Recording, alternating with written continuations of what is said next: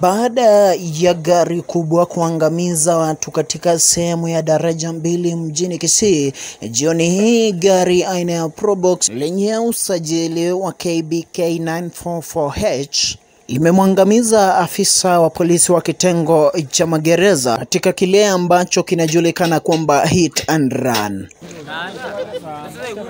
Mtazamaji, ukiangalia gari hilo unaziona alama kwenye kioo, yani windscreen. Pia upande wa juu utaona alama za damu ya mwenda zake. Kulingana na walioshuhudia kisa hicho, wanaeleza ya kwamba mwenda zake aliweza kugongwa na gari hilo muda mfupi tu baada ya kumaliza shughuli zake kwenye duka. Kulingana na habari zaidi, imesemekana kwamba gari hili lilikuwa likisafirisha pombe haramu kutoka maeneo ya Suneka kuelekea eneo ambalo lisilojulikana kwa sasa. Dereva wa gari hili hajajulikana aliko, lakini inashukiwa kwamba alionekana kwenye gari ambalo lilihepesha mzigo ambao ulikuwa kwenye hili gari. Baadaye lilionekana kwa mbali. Pia anashukiwa kuwa mle ndani pamoja na wenzake walikuwa kwenye shughuli hiyo.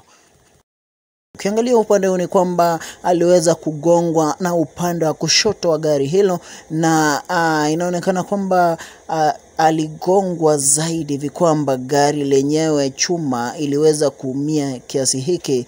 Ni kwamba marehemu aligongwa na upande huu na kurushwa, kisha kichwa chake kugongelea kwenye windscreen, ambapo baadaye aliweza kurushwa hadi upande wa juu wa gari. Wanapolisi nao walifika hapo na mwili wa mwenda zake ni kutoka eneo ama kituo cha polisi cha Gesonso, ambao walifika na mwili huo mwenda zake kwenye eneo hilo ambapo lilipoachwa gari hilo. Kwanza inasemekana mtazamaji, ukiangalia hivi kwamba ajali haikutokea eneo hili. Ajali iliweza kutokea maeneo ya wa Ekerubo, yani Swambi area, ndivyo wanapoita wa Kisii, karibu na maeneo ya Masongo ama Suneka.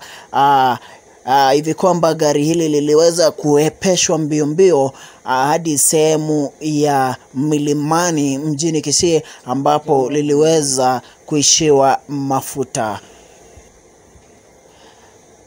Wanapolisi pia wa eneo ama kituo cha Kisii Central Police Station pia waliweza kufika hapo kwa sababu ni eneo lao, na kuandikisha ripoti kuhusu ajali hiyo na kilichopatikana sehemu hiyo, na uchunguzi zaidi unaendelea ili kubaini shida ama chanzo cha kilichopelekea ajali hiyo kutokea.